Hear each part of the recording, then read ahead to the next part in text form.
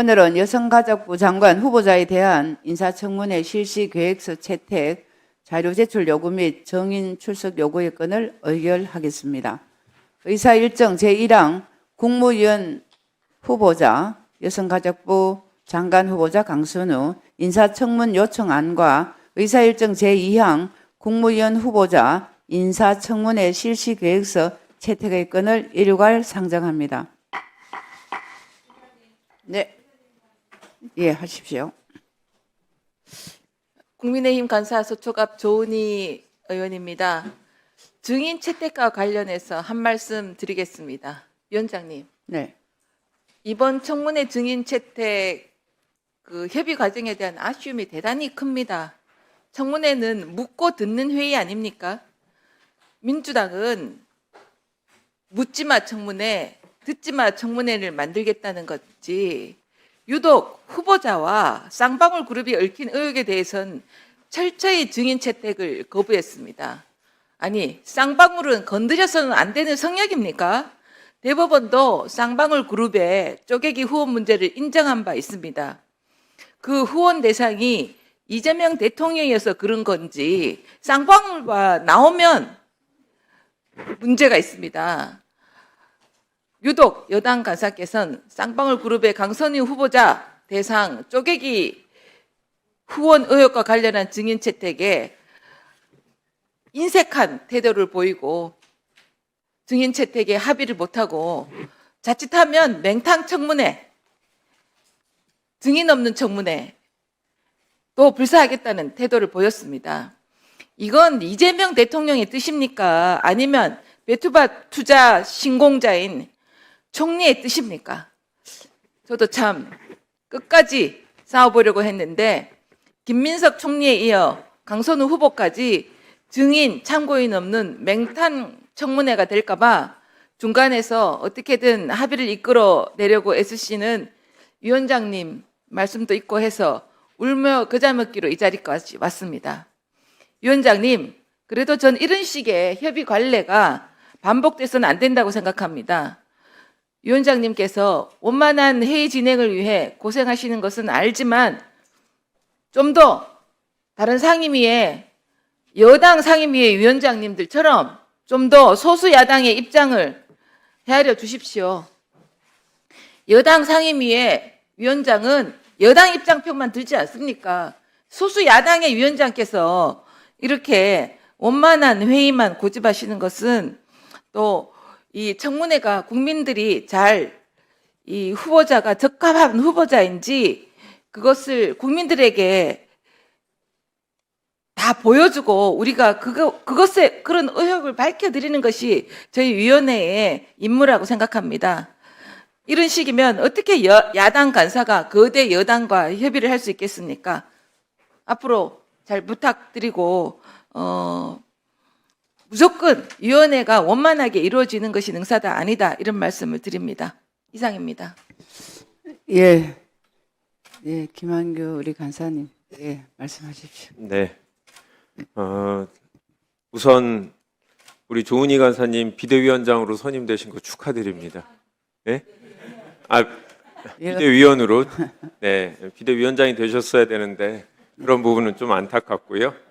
혹시라도 이제 바쁘셔서 여가위 간사 역할을 못 하시지 않을까 걱정을 했는데 이 증인 채택 관련해서 계속 야당의 입장을 강하게 얘기하시는 거 보니 여가위 역할은 계속 해주실 것 같아서 다행이다라는 생각이 듭니다.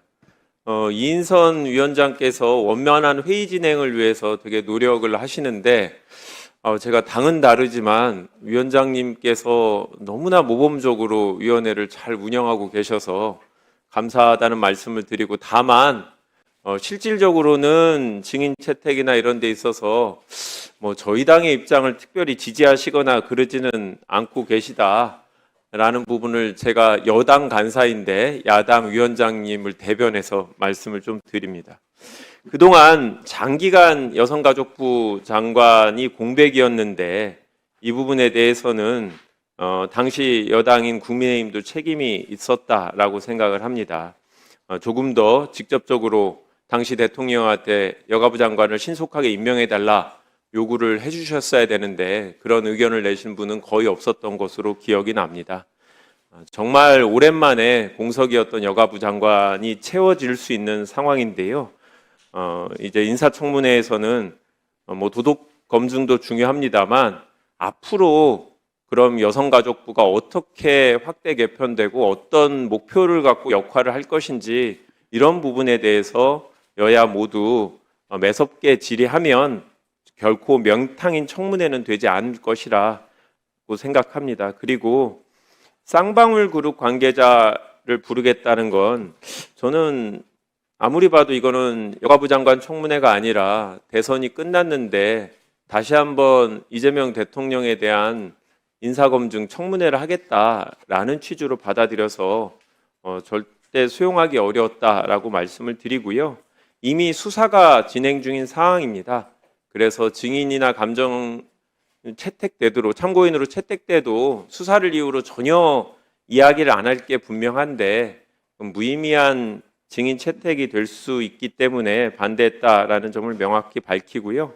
이미 그 부분에 대해선 강선 후보자가 지난 선거 과정에서 충분히 해명했습니다만 부족한 부분은 인사청문회에서 후보자에 대한 질문으로 원하시는 답을 얻을 수 있지 않을까 생각합니다. 인사청문회가 7월 14일로 잡혔는데요.